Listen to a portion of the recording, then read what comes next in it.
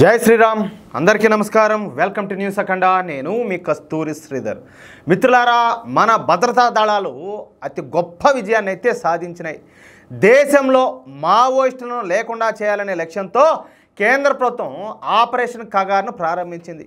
గత సంవత్సరం ప్రారంభమైనటువంటి ఈ ఆపరేషన్ కగారు ముఖ్య ఉద్దేశం వచ్చేసి వచ్చే సంవత్సరం ఈ పాటికల్లా మావోయిస్టులను దేశంలో లేకుండా చేయడమే. అంటే స్వచ్ఛ భారత్ అర్థమవుతుందా?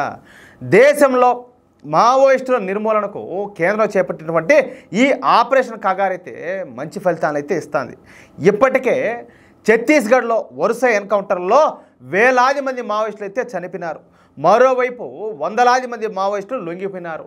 ప్రాణభయంతో ఇంకా చాలామంది లొంగిపోవడానికి సిద్ధంగా ఉన్నారు. సరే, మార్చి 30వ తేదీన ప్రధాని నరేంద్ర మోడీ గారు ఛత్తీస్గఢ్లో పర్యటించే కొద్ది సమయం ముందు దాదాపుగా 50 మంది మావోయిస్టులు బీజాపూర్ పోలీసులు ఎదుటి లొంగిపోయినారు.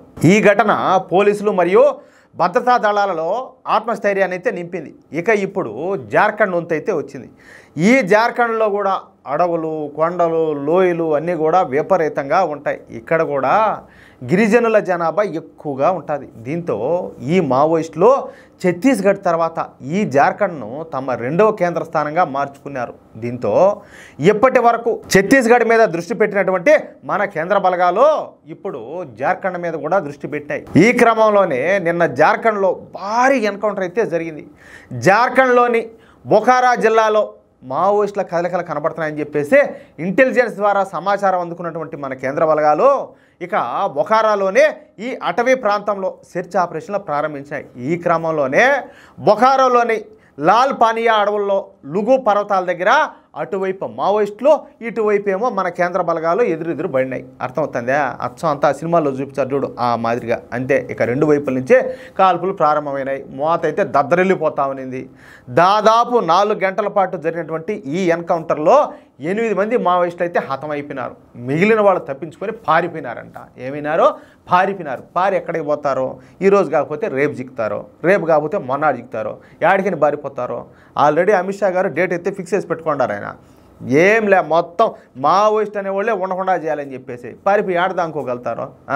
సరే, ఈ చనిపోయినటువంటి 8 మంది మావోయిస్టుల్లో మావోయిస్ట్ పార్టీ అతిపెద్ద నాయకుడు మరియు కేంద్ర కమిటీ సభ్యుడైనటువంటి ప్రయాగ్ మాంజీ కూడా ఉండటం ఇక్కడ గమనార్హం అనమాట. ఆయన పేరంట ప్రయాగ్ మాంజీ అంట. ఈ ప్రయాగ్ మాంజీ పైన ఏకంగా ₹1 కోటి రివార్డు ఉన్నదంట.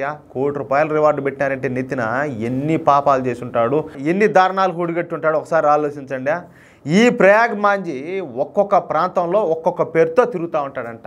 మళ్ళీ ఆయన గారికి మళ్ళీ మారువేషాలు కూడా. అయితే జార్ఖండ్లో ఈ మధ్య జరిగినటువంటి ఎన్నికల్లో కాంగ్రెస్ పార్టీ సారథ్యంలోనే ఇండీ కూటమి గెలుపొందడంతో ఇక జార్ఖండ్లో కాంగ్రెస్ కూటమి ప్రభుత్వం ఏర్పడింది.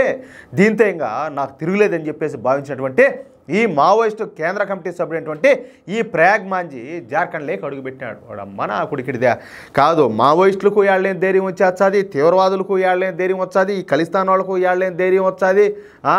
ఈ దేశ వ్యతిరేకులు, హిందూ వ్యతిరేకులు ఎంతమంది అయితే ఉన్నారో ఈ కాంగ్రెస్ ప్రభుత్వం కానీ వాళ్ళ కూటమి ప్రభుత్వం వచ్చిందంటే వాళ్ళకి అంత ధైర్యం వచ్చేస్తుంది. అర్థమవుతుంది. ఇప్పటికి కూడా అర్థం చేసుకోలేకపోతే నా బతుకెందుకు, మీ బతుకులు ఎందుకు? ఇంకా కాదు, అది స్వామి కాంగ్రెస్ ప్రభుత్వం వచ్చిందంటేనే ఈ దేశాన్ని నాశనం చేసేదానికి, అదేవిధంగా హిందూ సమాజాన్ని నిర్వీర్యం చేసేదానికి అని చెప్పి చెప్తా ఉన్నా కూడా ఇప్పటికీ చాలా మంది అర్థం చేసుకోలేకున్నారు. నీ మొక్కలే బాగా చెప్పుకొచ్చినామంటారు.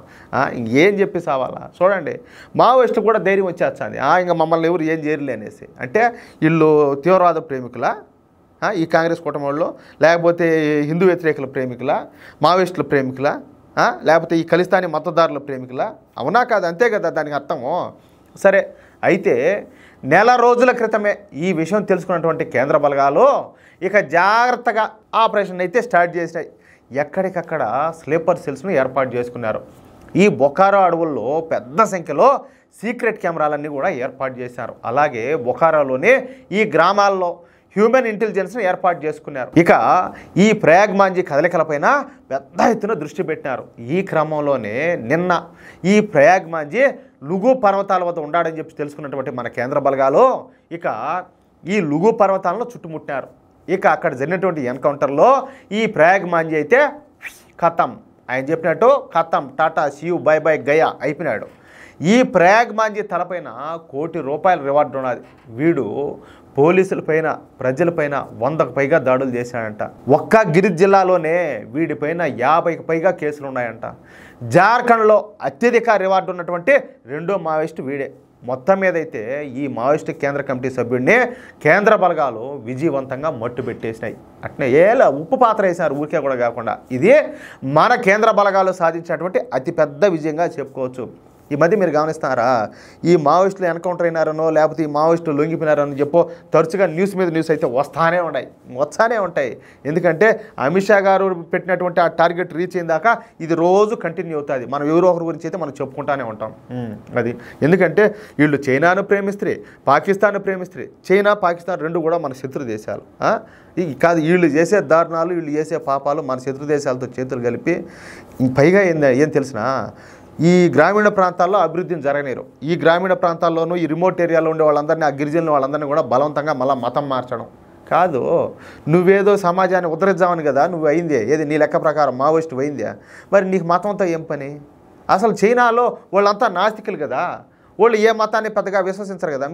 మరి ఆ చైనా ప్రేమికులే మరి మీరు ఎందుకు మతం మారుతారో, వీళ్ళు గిరిజనులందరినీ వాళ్ళందరినీ ఎందుకు మతం మారుస్తారు అంటే ఇక్కడ ఏం జరుగుతుందంటే ఎలాగైనా కూడా ఈ దేశాన్ని అయితే సర్వనాశనం చేయాలా, ఈ దేశంలో హిందూ సమాజం అనేది ఏమైనా అంతరించిపోవాలనేది వీళ్ళ యొక్క లక్ష్యం. దానికి ఎన్ని దారులు అయితే ఉంటాయో అన్ని దారులు కూడా తొక్కేదానికి వీళ్ళు పెద్ద ఎత్తున ప్రయత్నాలు చేస్తున్నారు. కానీ ఆ ప్రయత్నాలను మోడీ ప్రభుత్వం అయితే ధ్వంసం చేసి పారమొత్తాంది. అది కథ అయితే. మిత్రులారా, ఈ న్యూస్ కనుక మీకు నచ్చినట్లయితే ఖచ్చితంగా ఈ న్యూస్ నలుగురికి షేర్ చేయండి. అదేవిధంగా ప్రతి ఒక్కరు కూడా మీ యొక్క అమూల్యమైన అభిప్రాయాలను తప్పనిసరిగా ఖచ్చితంగా కామెంట్ చేయండి. అలాగే ఇంతవరకు మీరు కనుక మన ఛానల్ను సబ్స్క్రైబ్ చేసుకున్నట్లయితే ప్రతి ఒక్కరు కూడా మన ఛానల్ సబ్స్క్రైబ్ చేసుకోండి, సపోర్ట్ చేయండి ప్లీజ్. జై శ్రీరామ్.